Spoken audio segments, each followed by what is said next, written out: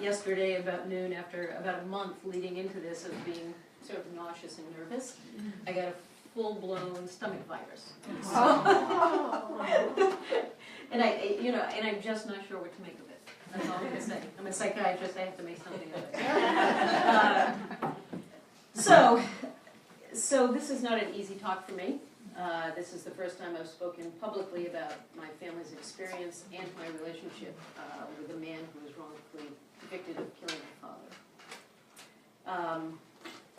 It's appropriate to share it with people here, people that I've known through the years and trust, but bear with me, okay? Donna has given me tissues. So the first thing I want to do is introduce you to Isaac Knapper. We were hoping to get him in on the phone today, but he's working. Let's see. This is Isaac with Lori White, who was the lawyer who was able to get him exonerated from his conviction. And I want to just give you his bio. I really am in awe of this man. He's currently the head trainer at Crescent City Boxing Gym in New Orleans, Louisiana. Isaac has a deep passion to help young kids avoid the suffering he experienced in the Department of Corrections. To that end, he volunteers to mentor and coach young boxers, helping to keep them off the streets and away from violence. Boxing has been at the center of Isaac's life. He was a Golden Gloves champion in Louisiana at the age of 15. He held the Louisiana Department of Corrections boxing title for 11 years while in state penitentiary Angola. After leaving Angola in 1991, he restarted his amateur boxing career, which was really an amazing feat, just missing by one bout a spot on the USA team that competed in the Barcelona Olympics in 1992. From 92 to 98, he boxed professionally, traveling around the country and the world. At the age of 16, Isaac was arrested, tried as an adult, though he was 18, and wrongfully convicted of the murder of Dr. Ronald Banks, my father. He was sentenced to life prison, in prison without parole, and without parole means without parole, rest of your life, at the deadliest prison in America, the Louisiana State Penitentiary in Angola, in October 1979. In 1992, his conviction was overturned after a document was discovered that contained exculpatory evidence not shared with his defense team at the time of the original trial. And I'm going to, help people understand that today. Isaac received no financial compensation for the 13 years of his life spent wrongly imprisoned. In 1999, Isaac pled guilty to trafficking drugs and was sentenced to another 20 years in prison, in federal prison. He served 17 years of this sentence and was released in the spring of 2015. Isaac estimates that roughly 7 of the 30 years he has spent incarcerated were served in solitary confinement. Isaac is the father of 4 children, and while in prison taught parenting from prison classes to other inmates, helping them to maintain active parenting roles even while incarcerated. He currently lives with his wife Denise in New Orleans, Louisiana. That's Isaac. I want to start by saying that I'm not an expert in wrongful conviction. I'm just a person whose father was at the exact wrong place at the exact wrong time. There are many groups, and groups that I'm now really starting to spend some time getting to know and interested in, that are dedicating their lives to this work. The Innocence Project, the Exoneration Project, and I have references for all of those, and I'm happy to point them out. In fact, people don't know, they haven't seen this, it's 25 years since the first DNA sample was used to produce the first exoneration. And the Innocence Project, this is a dedication to that in Time magazine, just came out in February. It's 25 years old now. Shockingly, in those 25 years, there have been 2,000 only exonerations. And the estimates of how many people are wrongly convicted are upwards of 3 to 5% of all convictions. So if you look, for instance, Isaac is listed under the Innocence Project of New Orleans. He is one of 2,000 people who have had their sentences overturned in the last 25 years. I mean, that's a minuscule amount, right? And his was for murder. The number that have been overturned for murder is, even lower, and I'll show you some of these statistics in just a moment. I am an expert in trauma and relational neuroscience, and for that reason I seem to think I have something to say about the impact of events like this in lives, whether it's Isaac's, 30 years in prison, or my family's sort of grueling attempt to move on with their lives in the aftermath of this. But I want to try, and usually, if people have heard me talk before, I often start with a visualization of a positive relational moment, right? Gets all of the good hormones going from being in a healthy relationship. And I'm going to do just the opposite today. What I want you to all do, we'll just do this for a moment. I want you to remember where you were in 1979. Or, if you don't quite remember that, remember where you were when you were 16 years old. Okay? Why don't you just sit in that for a moment. Think about what has happened in your life since that point. Or maybe 16 to, 29 or 30, those years of your life. So just picture yourself in there. Picture that you went to bed one night, assuming in your safe home, I hope it was safe home, in your bedroom. And at 5:45 in the morning, your bedroom was burst into by police officers with guns drawn, pointed at your head, in front of your siblings, in front of your mother, who's screaming to get you, to have you safe, basically. And you're arrested for murder you know nothing about. And you didn't return home for 13 years from that night.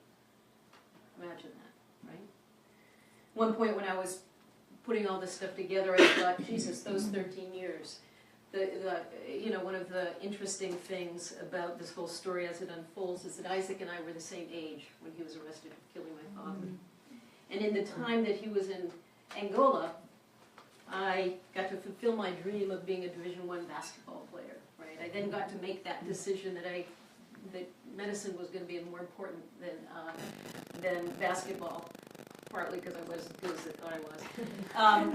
And I transferred to Tufts. And then I went to Georgetown Medical School, right? And then I got a Harvard residency, and I became a psychiatrist. And I had adventures, right? I went on a trip to Africa and climbed Mount Kilimanjaro. I always like to list my adventures. I biked down the coast of California. I ran the Boston Marathon. These were all things, by the way, that were directly helping me cope with the fact that my father was killed. But there are all those moments in my family, right? I saw my siblings get married. I was there and got to hold my mother's hand when she was diagnosed with cancer, right? All of those moments. And so when you think about, this idea of exoneration, it's way, way too easy to just be like wrongfully convicted, and then you get out, and maybe in some states you get some compensation, right? I mean, the years that are missed, and I'm going to read to you, what I want to do with the majority of this talk, and I'm sure I'll run out of time, is that I actually want to read excerpts, and I want to most loudly bring Isaac's voice into the room today. And I'm going to read because I want it to be his words, right? But so that we can get beyond this idea that, okay, you lost a few years of your life and then you go in. He was tortured for 13 years of his life, and nothing was ever the same. Let me give you a few statistics, and these are just sort of scaffolding for the story, quite frankly. I mentioned this. Exonerations by year, DNA and non-DNA. You can see that the DNA exonerations are actually fewer. Non-DNAs are the reds, the total in the yellow, but they're just not that many. We're talking about, it's a big deal this year that there's been like 167. This is a banner year for exonerations. By type of crime, right? Murder, what we're going to be tracking is here. So in 2016, there was about 50. Back in 1992, when Isaac was exonerated, there was maybe 20. And this will be a theme throughout this talk, right? Either explicit or not explicit, but the race issue. you can see that the exonerations by race overwhelmingly are black. Okay, and that's because they are wrongly convicted way more often, and I'll show you some statistics about that. So the question is, why are people wrongfully convicted? Why does this happen, right, in our legal justice system? And these are the most popular reasons. And I'll go through in my own case, and some of it's splayed out here in kind of gruesome fashion. But why are people wrongly convicted? Mistaken eyewitness identification. Eyewitness identification is the least reliable way to ever convict somebody. It just is. It's all the trauma dynamic, right? When you are scared to death, it is hard to hold on to all of the, details of what the crime is. There's a terrific book, Picking Cotton, if people haven't read it, that's up here, about a woman who wrongly testified against, his name was actually Ronald Cotton, and he was convicted of raping her. She was an eyewitness, obviously they were the same crime, and he was released by DNA testing, and they actually wrote a book together. It's pretty powerful. But it sheds some light on this idea of eyewitness identification. Lying incentivized witness testimony, right? In our case, there were 2 young men convicted, and in a really horrendous situation, one of the boys turned against Isaac and said he did it, because they were both facing murder charges. They both probably weren't there. False confessions, admissions, happens all the time. For brutal interrogations. I mean, now some of the things that are being used to correct wrongful convictions are actually videotaping interrogations. They're setting up, things differently so that can't happen. Faulty or unreliable forensic science, right? So these things that were, like footprint evidence or all that kind of stuff that were like sacrosanct. They were sort of state of the art, really aren't that good, right? Bad lawyering of prosecution, defense.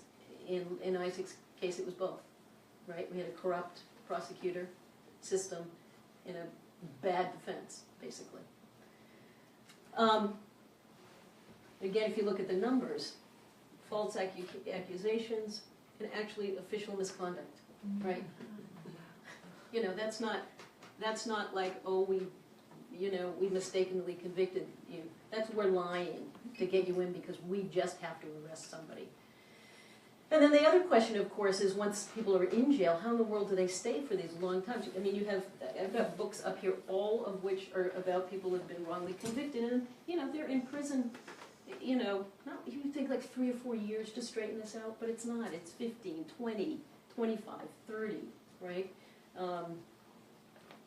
Albert Woodfox just got released after 43 years of being in solitary confinement for an assault on a guard that he didn't do. I mean, why?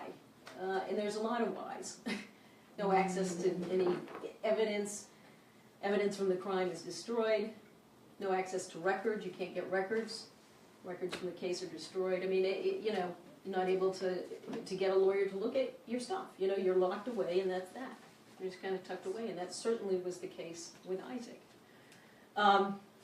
So let me tell you about our story. And I'm going to start, I want to start, even though I have a picture of my father here, I want to start with, when I read Isaac's writing, he had written a manuscript when I met him. He had written one while he was still in prison. And it's that we're pulling in together, his writing from the time that he was in prison, that we're pulling into this book. And there was, I want you to imagine this little 9-year-old Isaac, okay, in his words. It says, I was 9 years old and just another black kid living in a New Orleans housing project on the south side of town. The Goose Day Public Housing Project was a place of despair, where few people, if any, survived to become somebody. At the time, I was busy being a kid, and all I knew was the life around me. The world outside the projects wasn't much of a concern for us. My life revolved around 2429 Arado Street, a 3-bedroom house that somehow managed to shelter my mama, 2 brothers, and 7 sisters. 10 kids growing up with little room, less food, and no father. My mama, Clara Lee, who is absolutely a heroine in this story. She's a really incredible lady. did the very best she could to keep us clothed, fed, and most of the time happy. Poverty in the projects was a way of life, but like kids everywhere, we had our own dreams of where we wanted to go and what we wanted to do when we grew up. We just never knew that chasing the elusive star that shined beyond each of our dreams would be so hard to catch. When I was 9, my star was in sight. I knew who and what I wanted to be, the boxing champion of the world. This was a kid that had talent, and he had a passion, and he was running at 9 years old, like 3 times a week, 9 miles. I mean, this kid had a direction. He had found mentors when all of this happened. Okay, I'm going to switch gears, and forgive me for the back and forth a little bit, but I want to just lay out the story of the murder, if I could, okay? And I'm going to read this because I couldn't talk about it otherwise. Okay, so basketball, so this is me talking now, not Isaac. Basketball sat squarely at the center of my life. My top priority wasn't family or school or boyfriends or parties. It was taking 200 shots a day, rain or shine, sleet or snow, on a small basketball hoop in my neighbor's backyard. My discipline was about to pay off. 3 days earlier, a Bangor Daily News photographer had come to our house to take a headshot of me for the annual All-State Basketball Selection Edition. Although he made it clear that he had no insider knowledge when it came to the picks, it seemed like a lot of work for them to go through if I hadn't been chosen. Still, I couldn't be sure until I saw my face on the front page of the sports section that weekend. Making the All-Star basketball team had been one of my individual goals for the season, and not surprisingly, I was thrilled. And I think that just kind of captures that, like when you're 16, 17, and this is what your focus is, right? You're not thinking your father's going to die and maybe be murdered in a couple of weeks, right? And so it came to be that morning, the morning that my dad went to New Orleans for a conference. He was a historian. He went to New Orleans, I was in my own world. I didn't care where he was going. Whatever forces allowed me to pause and listen to him that last morning, I'm grateful for them. He would be gone for the entire weekend, and he wanted to figure out how he could learn the results of the All-State selection as soon as they were published. Together, he was a jock, and so we really bonded around athletics. Together, we came up with a plan that required me to drive to the Bangor Daily News headquarters around midnight on Friday to get the first copies hot off the press. He would then call me from New Orleans to hear what team I had made. This was long before cell phones in 1979, and our plan required a concentrated effort from both of us to get a phone at the appointed time. Good luck was the last words he shared with me to the back of my head. And at the designated time on Friday night, my father was in a Louisiana morgue, and I entered a deep freeze from which I am now just emerging. When the newspaper came out on Saturday, the headshot taken earlier in the week was part of the annual All-State selection spread. I had made the cut. In the very same edition, news of my father's stunning murder was plastered all over the front page of the paper. The tragic coincidence, and this is about trauma, right? This is about how these things get woven into you. The tragic coincidence created the intense stimulus that wired my father's death and my success into a haunting neural network, a template of fear that has followed me throughout my life. When things are really good, or success is just around the corner, I can tolerate it only so long, because I know deep in my bones it will be followed by some unspeakable tragedy.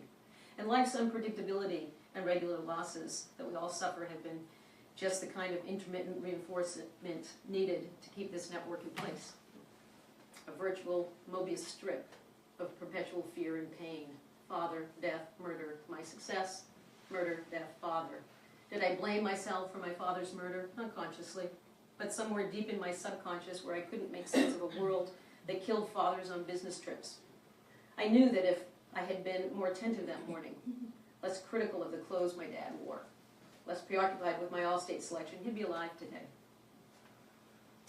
My father left the house that morning looking unusually dashing in his new trench coat and tortoiseshell glasses, a black briefcase at his side. My mother and Nancy were waiting for him in our Chevy Impala, just outside the door. He maneuvered his long limbs, my dad was a tall guy, 6'2", 6'3", into the driver's seat for the 20-minute trip to the airport, and just like that, he was gone forever. One of the most difficult aspects of a sudden violent death is that there is no time to brace yourself for the emotional tsunami to come. No time to board up the doors and tape the windows, no time to find higher ground to watch the events unfold. 1 minute you're mindlessly moving through your day, and the next you're trying desperately to keep your head above water, the emotional eddies swirling around your feet. My father checked into the Hyatt Regency, 5-star hotel adjacent to the New Orleans Superdome, around 6 p.m. The Hyatt had been built just 3 years earlier as a high-end hotel and conference center designed to attract tourists from around the world to the city. The French Quarter, the heart and soul of New Orleans, was just a few blocks east, while a few blocks to the west at the Gustave Public Housing Project in Arado Street, where Isaac Knapper and Leroy Williams lived. After settling into their room, my father and his colleague, John Hackala, exited the hotel through the Loyola Street entrance, turned left, and walked a few blocks to dinner in the French Quarter. This was my father's first trip to New Orleans, and although he had traveled the world, it is easy to see how the posh hotel and chic Poitras Plaza shopping area disguised the lethal danger lurking just outside the door. The Hyatt Corporation had created the perfect storm long before Katrina. They had built a luxury hotel and conference center adjacent to a notoriously violent housing project, encouraged tourists to fly in from around the world to take advantage of the city's unique music, food, and southern hospitality. But they failed to alert their visitors to the peril they faced as soon as they stepped foot outside the complex. The threat was so real and so clear, in fact, that the hotel administration had not only instituted a policy that required hotel workers to use security escort when walking to the parking lot after dark, they had also hired a perimeter patrol a few weeks earlier to circle the almost 3-mile route around the hotel and the Superdome in an effort to keep muggers from preying on visiting tourists. They were fully aware of the extensive criminal activity in the area surrounding the hotel, but chose not to warn their guests, not even bothering to make a simple suggestion that they take a cab to dinner or avoid certain streets after dark. My father had no idea the risk he was taking when he and John decided to walk back to the hotel from the French Quarter after dark. It was an April night in New Orleans, not yet steaming hot, but warm enough for my father to leave his overcoat back at the hotel. As they strolled through the French Quarter, chatting easily about the buildings, there's little doubt that he and John looked exactly like what they were, tourists. They might as well have had bullseyes painted on their backs. They turned right off Bourbon Street onto Canal, a main thoroughfare that divides the French Quarter from the central business district. After walking 4 blocks, they turned left on Elk Place and then continued south onto Loyola Avenue, entering an area around the Hyatt Regency and the massive Superdome that was still under development. It is a street on which he would die.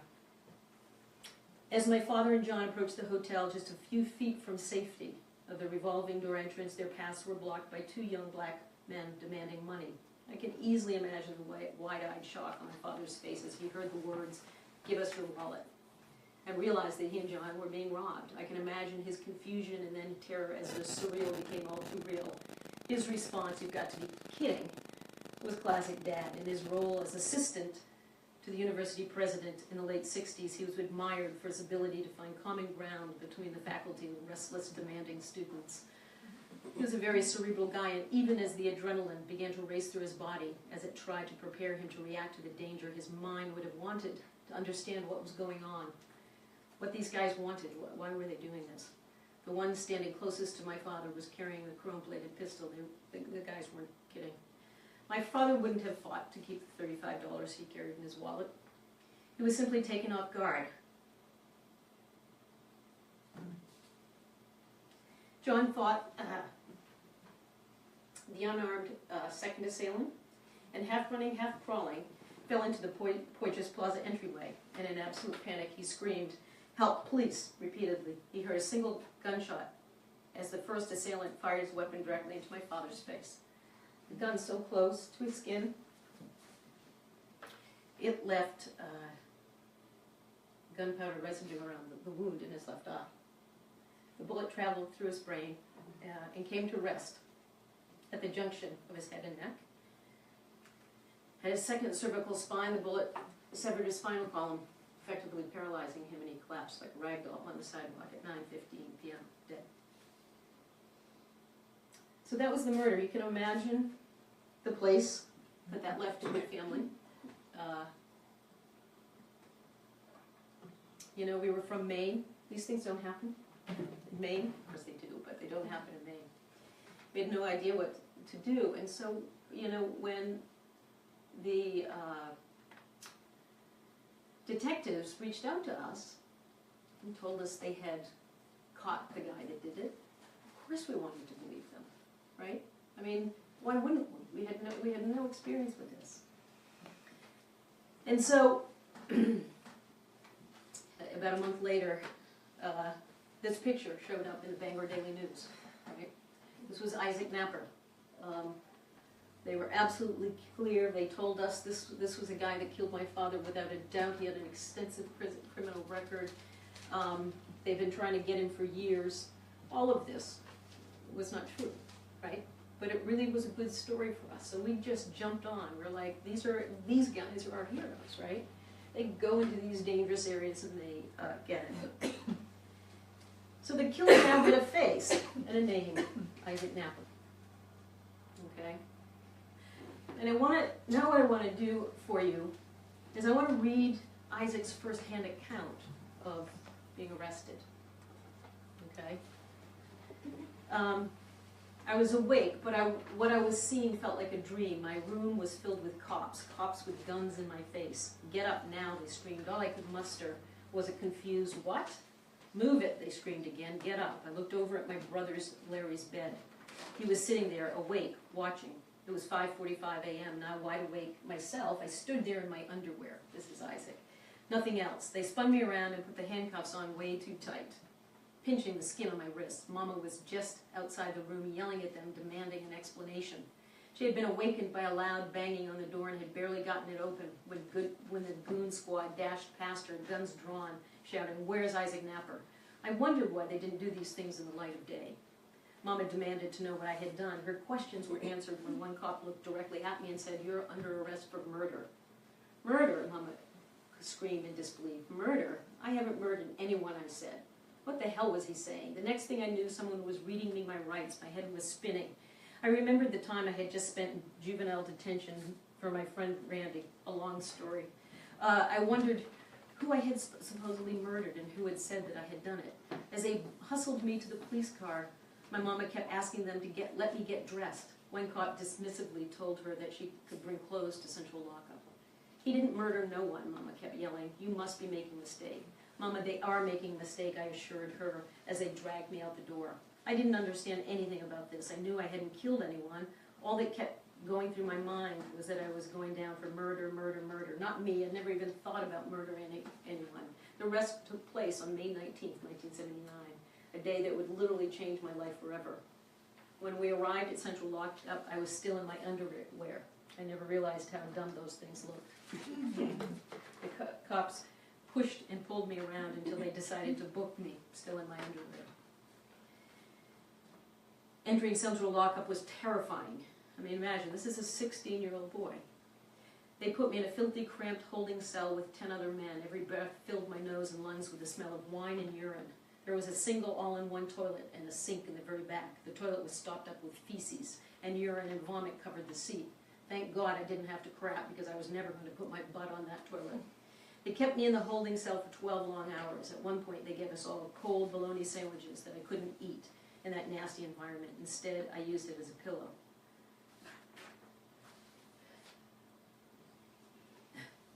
The next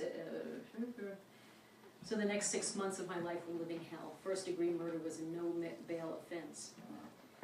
His mother came in to visit him at one point during this. So he was, before his trial was actually in October of that same year. At one point his mother had come in to visit, had him transferred to a juvenile detention. And after she left, this happened. Immediately following my mother's visits, the guard took me straight to the interrogation room. The place resembled the interrogation room you see on shows like Law & Order and CSI. But there was one big difference from what they showed on TV. For security reasons, or so I was told, I was sitting at the table in the same outfit I had originally been arrested in, my underwear. And the man I had met in the room would change the course of my life. So it's Detective John Dillman entered the room, introduced himself, and launched into a lengthy explanation about why I had been selected to stand trial for first-degree murder. He occasionally glanced at the thick manila folder he was holding as he explained that he had eyewitness reports that I was a trigger man who had killed Dr. Banks. When I tried to calmly tell him I hadn't killed anyone, that I had never met Dr. Banks and no clue who he was, tension escalated in the room and then got ugly. I was only 16 years old, sitting in my underwear with my hands cuffed behind my back, when Detective Dillman called in another cop. One of them put a bag over my head, and then both of them beat me repeatedly and severely. This was not a tactic that I had seen in the interrogation rooms that they showed on primetime TV. After the beating, they dragged me by the legs down what felt like 5 flights of stairs, the handcuffs biting deeper and deeper into my wrists. After the beating I had just taken, I wasn't able to put up a fight, and as they dragged me down the stairs, my head kept banging off the steps. All I could think of at the time was my first boxing coach, Percy Pugh, asking me years earlier if I could take a punch. That was one of his coaches. I guess I was about to find out. As my head continued to bounce off the stairs, I willed myself to stay conscious. They would not knock me out. The dragging stopped on the first floor in front of a solitary confinement cell, a part of the jail that's no longer used. They pulled open the rusty door, threw me into the dark cell head first, and slammed the door behind me. After struggling in the darkness to find the rusted metal bed, I crawled onto it and just lay there, listening to the sound of my labored breathing. He falls asleep, and he's there for a couple of weeks, actually. And his mother again visits, demands that she sees him, and as soon as she sees him, she realizes he is really hurt. And in fact, he was taken by ambulance to Charity Hospital in New Orleans, where they found him to have bilateral bleeding in the lungs. And you can see actually here, these are chest tubes. He was hospitalized for 8 weeks after this to treat the bleeding. He comes back after that, and this is another one of the games that police officers play, or that the detectives play. When he came back after his healing, recovering from this, Detective Dillman came back and said to him, "We know Williams is the shooter." This is the other guy that was arrested with him. "We know Williams is the shooter," he told me. "All you have to do is sign this statement that confirms that to be the case, and you can walk right out of here." Although admittedly this offer sounded good to my 16-year-old ears, 2 things worried me. First, Dillman wouldn't let me read the statement before I signed it. And second, I had no idea whether Williams was the trigger man, because I wasn't there. It wouldn't be long before I realized that Williams, after being threatened with the death penalty or life in prison, confessed to the murder, and in the process placed me there as his accomplice. So they were both given this deal, right? Williams was told Knapper did it, and if you say that Knapper did it, you get a reduced sentence. So there I sat in an adult prison being offered my freedom in exchange for a lie. I remember thinking at the moment that if Detective Dillman had spent as much time, energy, and effort pursuing the real killer as he had spent pressuring 2 teenagers to confess to a murder they didn't commit, none of this would have happened. But of course this wasn't the case, and I had exactly 2 options: sign the statement or go to prison for life. I didn't sign the statement. And that's exactly what happened. Ironically, this is actually the courthouse where his trial, he was tried in 1 day. His trial took 1 day, okay? I mean, it was a joke. The one eyewitness that Isaac later told me was actually quite mentally unstable, they claimed they never could find to bring in to actually testify. And so the only testimony that John Hackler, who was with my father, actually had been pushed into the doorway and his glasses had fallen off and he was blind as a bat. So he literally, at the time, they called him to the stand. What he could say was, this guy seems to have similar colored skin, similar physique as the person who killed him, but could make no eyewitness testimony whatsoever. And so when Leroy Williams came up and said, this is where we were, this is what we did, and Isaac Knapper pulled the trigger, that was that. He was convicted, he went to the stand, he was convicted. He was up for the death penalty, even though he was 16. He was up for the death penalty, and he missed it by 1 vote. Just 1 person didn't vote for it. Ironically, Nancy and I, this is pictures, these are pictures now taken, if you go fast forward to when my sister Nancy and I, in December of 2015, went and met Isaac. across there where he was tried, it's etched, "The impartial administration of justice is the foundation of liberty." Isn't that nice? I'm not going to rewrite this. So he says, when the trial began, I was a 17-year-old black teenager up against a white rookie assistant district attorney, Dave Pattison. This name becomes very familiar. A white principal investigator, John Dillman, and a white judge. This all-white team worked diligently to secure my conviction any way they could. One of the things that we found out when we met with, actually, Nancy and I, Nancy is my sister, Nancy and I, in 2015, we met actually with Pattison, who was the guy that prosecuted him. And one of the things that we heard is that because of course this was a tourist, it was a really well-publicized case, they had 1 month to get it before a grand jury, and there was tons of pressure for them to arrest somebody, right? So this is not, he's not kidding. They really were trying to get this on somebody. The defense we tried to mount against these charges didn't really matter because Judge Shea blocked every legal motion we presented. Regardless of the issue being raised or whether we presented it written form or oral, all motions were denied. By 9 that evening, a mere 13 hours after the trial had started, the jury found me guilty. And who could blame them? The only people surprised by the verdict were my family. Upon hearing the verdict, my sister had a nervous breakdown right in the courtroom. And this was one of the stories that my brother and my uncle had gone to the trial. And the story that my brother brought back to our family was just the devastation of the Knapper family, the wailing of the Knapper family when this verdict was read. I'll never forget the judge's response to my sister's pain. He yelled, "Get her out of here now," at the top of his lungs. He had no compassion, he showed no mercy. When the verdict was read, I crashed down into my chair at the defense table, and with my head in my hands wondered if Clyde Merritt had been a little less aggressive with his objections, it hadn't been tossed, would the outcome have been different?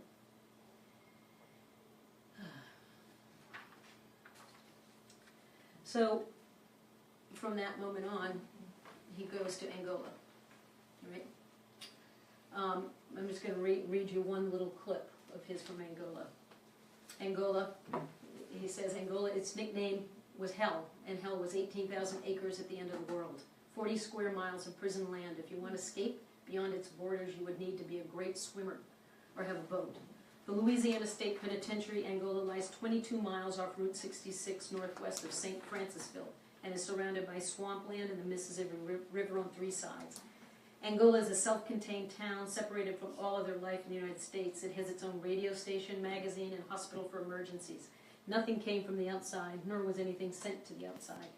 In fact, Angola is the only penitentiary in the U.S. that has its own zip code.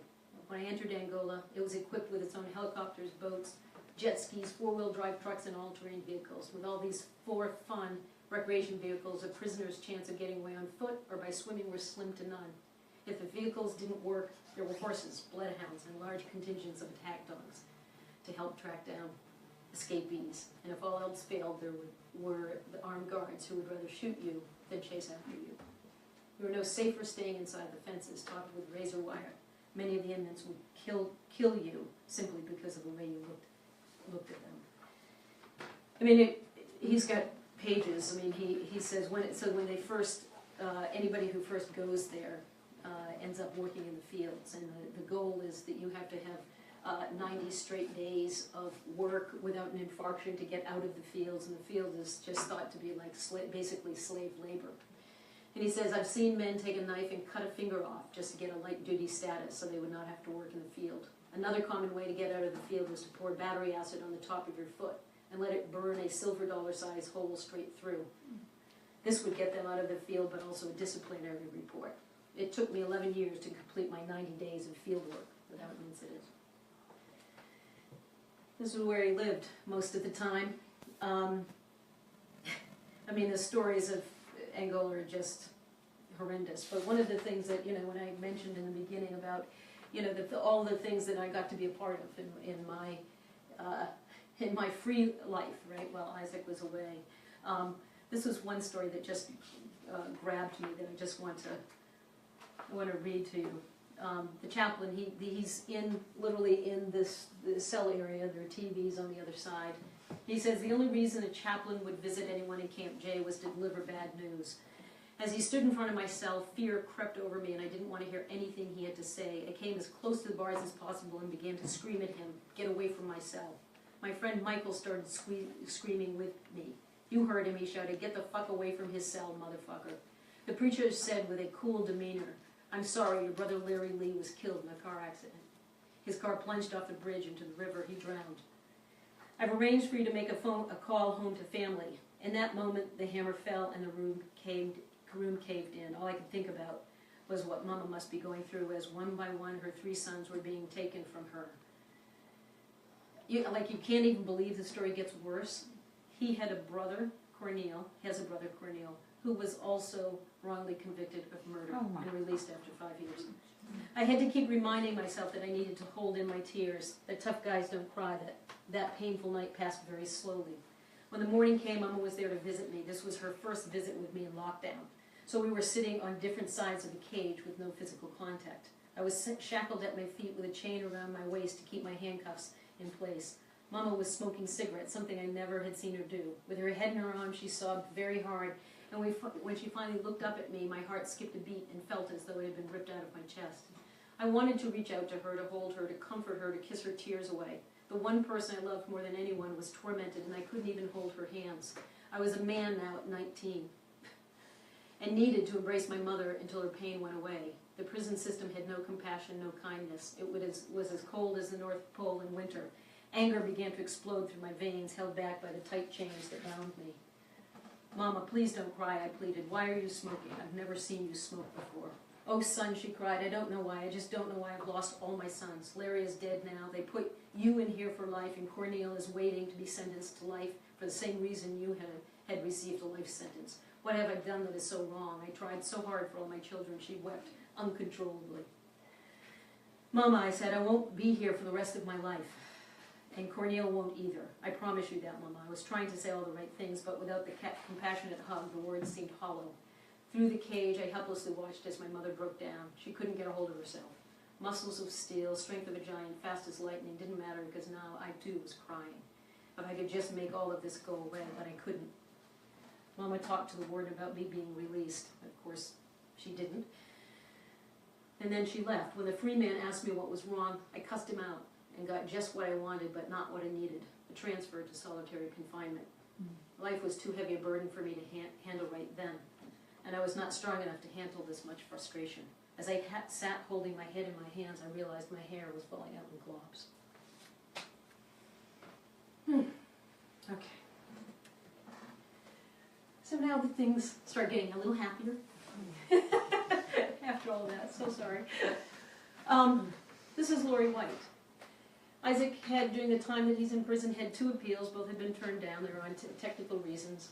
And one day he was talking to a prison lawyer, they call them, which are usually prisoners who are in for life, and they start getting really interested in everybody else's cases. And he said, "You know, I think that if I could get your police report," and Isaac was saying, "What's a police report? I don't know. We never saw a police report, right?"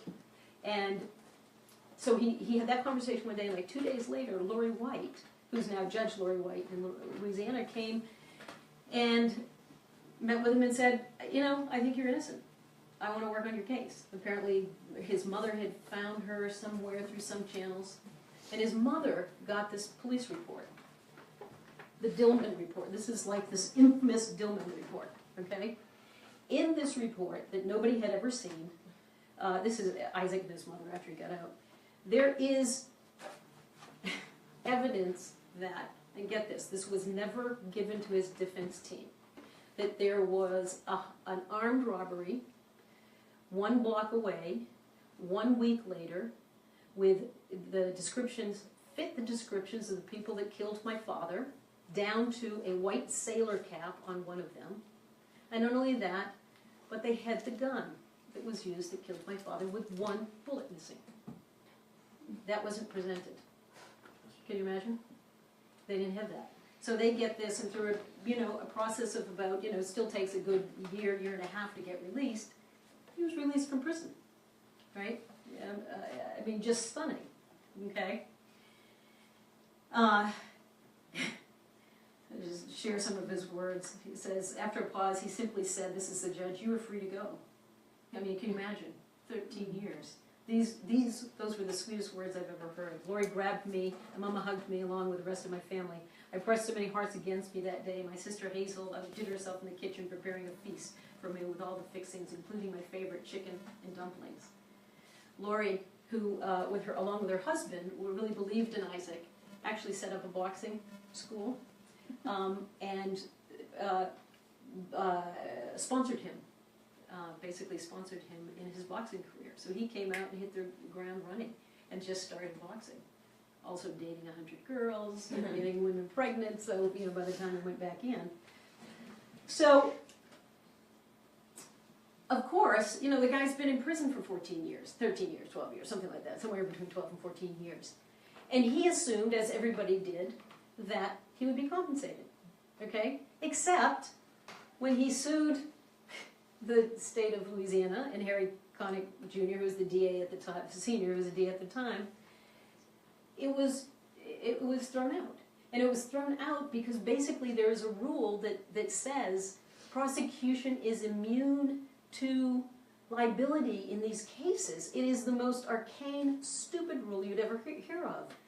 And the reasoning is this: even if they do something blatantly wrong, because if they could be brought up on charges, nobody was going to be a prosecutor, right? Because they're going to be worried about it, right? I keep thinking that's like saying nobody would be a doctor because if you cut off the wrong leg, you might be sued, right? I mean, it's nonsensical. So he got nothing. He got no money. Now, the other thing about this is, the silent says a lot more than you think. No one told my family. We had no idea he was released, right?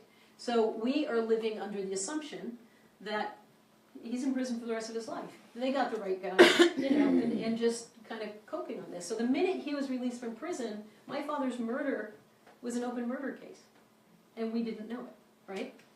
So Isaac goes out, has his boxing career, and then actually, because he broke his hand, didn't have any training because they have no education process for lifers. Because they're going to be in for life, right? Didn't get his GED, got no education, in the prison, so he's got nothing. And he did, in fact, turn to drugs. And he writes very poignantly about being angry at the system and feeling like if the system isn't going to work for me, screw it. I'm going to screw the system. I have a family, I need to support them. And he went very big in the drug dealing, making, like hundreds and thousands of dollars. So along comes Gary.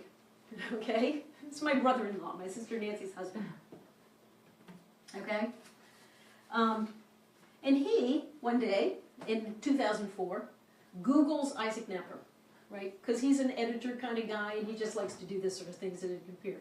And all of a sudden, what pops up is this entire body of work that Isaac Knapper was released from prison in 1992, 12 years ago, that he had become a boxer, that he had gone back to prison, on and on and on and on. He had become, a poster boy for the Innocence Project. And there's Gary. Gary now has this information, right? He's like, oh, shit, now what do I do, right? Fortunately, he told Nancy, this is my sister Nancy. Actually, this is my sister Nancy. This is my sister, Dr. Nancy Banks, who is a historian and was really just the right person to do some research. And she contacted everybody in New Orleans, the district attorney, the prosecutors, the victims advocates, everybody. And everybody said, yeah, this is sad, but really there's nothing that can be done. And we can't find the case records, and on and on and on. She went to cold case files. Ultimately one article was written about it. One in like a Bangor Daily News and another one, I think, in a Times-Picayune. But basically no one cared, right? So we were just left in the lurch, and we had to just accept the fact that this was, just a moment of injustice. And that's how it stayed till my dear ones turned 17. Okay, these are my twins, Jamie and Alex. Jamie, Alex. And what I realized when they were 17, they were approaching the age that I was and that Isaac was. and all of this crap just was bubbling out. It couldn't be contained, literally. And so 2 summers ago, I'm biking at our place in Pennsylvania, and I just decided, I got to do something with this. This is crazy. And so, on a whim, I went, I found Lori White, who was the lawyer that got him out, and I found her and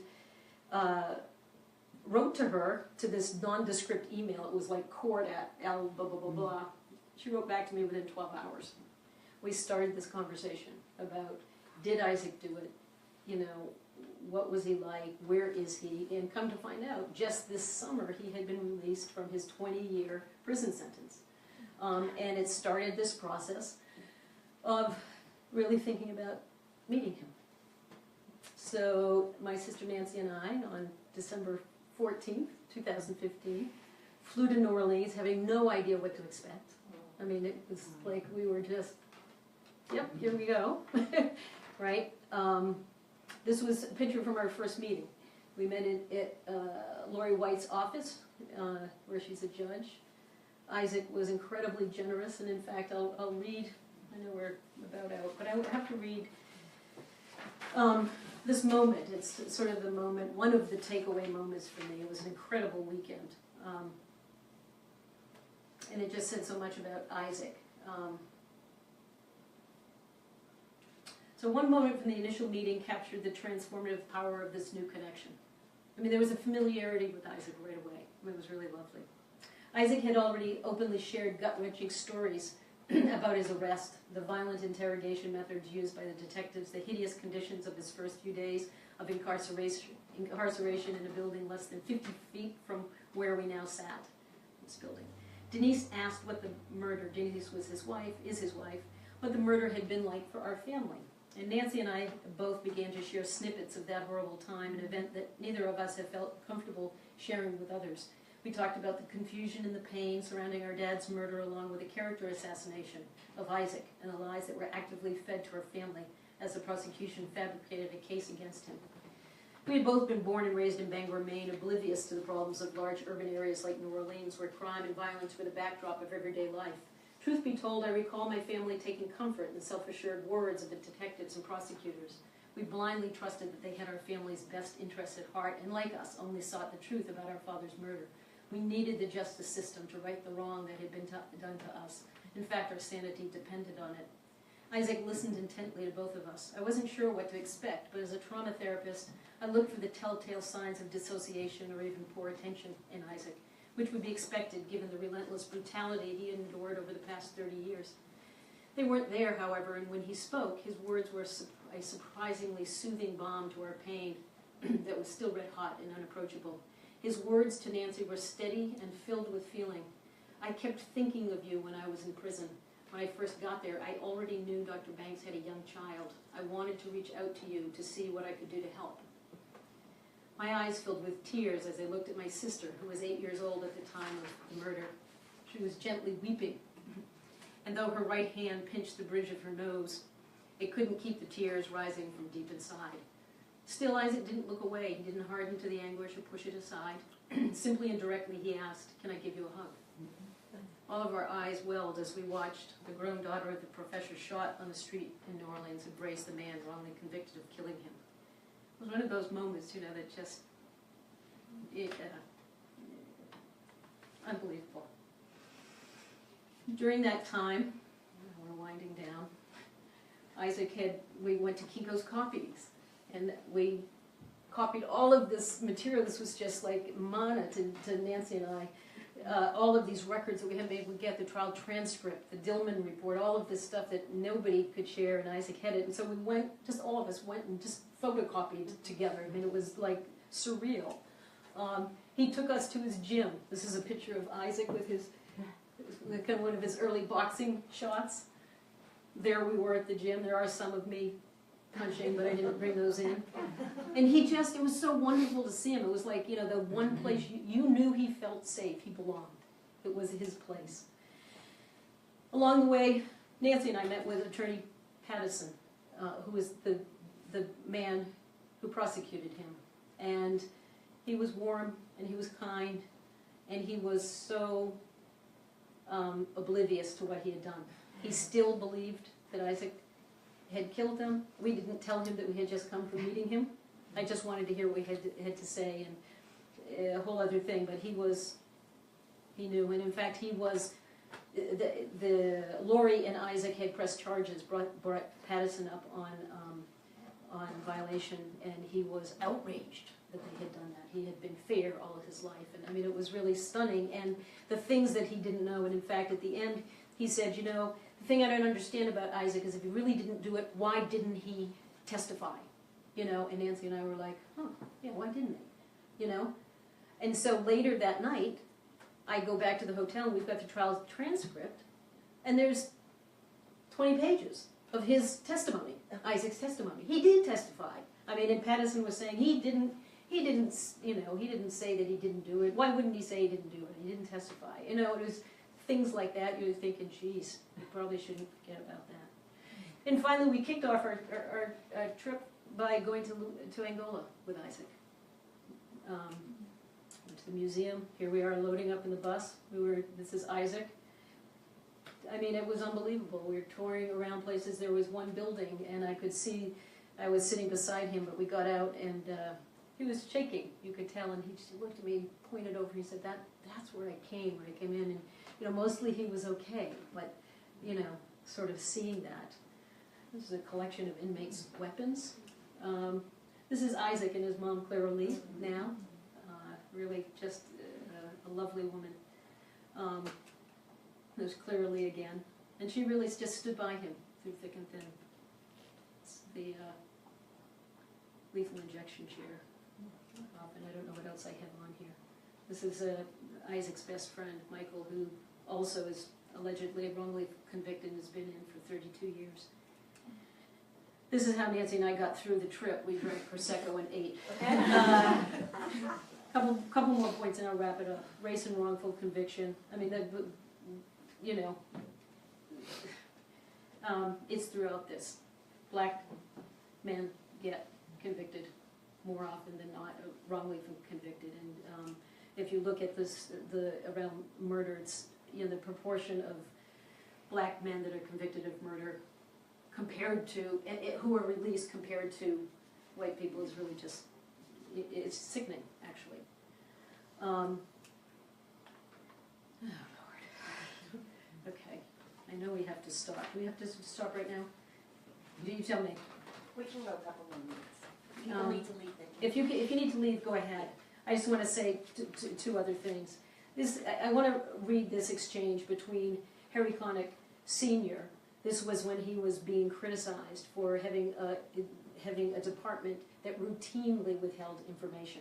And this is an exchange between him and Ruth Bader Ginsburg, because these cases went to the Supreme Court. And so he says, my reputation, as he's being accused of wrongfully convicted people and not sharing Brady material, which is exculpatory material that you have to share with people, it's the law. My reputation is based on something other than a case or 2 cases or 5 cases or 1 interception or 20 interceptions, sort of sports analogies get thrown in here. Look at the rest of my record. I have more yards than anybody, Connick said. Would you make it the legacy of Hank Aaron or Babe Ruth that they struck out a lot? He went on. I have to look at myself and say, this is who I am. This is what I've done. Perfect? No. But I've done nothing to go to confession about in that office at all. Ginsburg rebuts. Declared Connick's office deliberately indifferent to Brady versus Maryland. The 1963 High Court decision requiring the state to turn over exculpatory evidence. She wrote that the office instruction on Brady and similar court rulings amounted to little more than 4 sentences in a manual, that Connick himself misunderstood the law, and that his cavalier attitude spurred a culture of inattention to defendants' rights. And then he comes back with, to suggest a criminal lawyer in my office didn't know of their obligation to turn over Brady material is absurd. It's such a naive statement, Connick says. I can't attribute malice to those decisions as some people do, as the dissenters in the Supreme Court do, particularly Ginsburg. It reaches a level of hysteria. What's burning in that woman is a very liberal flame. Oh my God! That doesn't contemplate the whole picture. So, I mean, that's what you're up against. That was what we were up against. Okay, I'm going to close by just picturing Isaac and Amy and Denise and Nancy driving to the airport. They drove us back from Angola to the airport to drop us off. Isaac pulled his Lexus up to the curb outside the airport and carried our bags into the terminal to say goodbye. I was surprised by the emotion I felt, the connection to this man who had been in my life for 36 years now. It seemed impossible to let go, to move forward with no clear plan on how to maintain the connection. Unsure of what the impact had been on him, but knowing clearly that this had changed me, healed me at the very center of my being. We hugged once, twice, 3 times. And when we finally parted, I could see in his eyes that he too was having a hard time saying goodbye. As a parting gift to Nancy and me, he said simply, "It feels like I'm saying goodbye to my family." And at that moment I knew we would be okay, we would not lose each other, because we both had lost so much already in ways we had no control over. Family, such a simple word that describes a built-in sense of belonging. Some families you're born into and others you choose, and still others, in rare cases, you were thrust into. Our lives, so disparate in every way, blew up together on April 12, 1979, and in many ways, all of us have been spiraling out of control, fighting to steady ourselves from the power of that explosion. And finally, through the years, through the pain, through the losses, as our lives were whirling by one another, we reached out a hand and touched one another and simply held on. Thank you.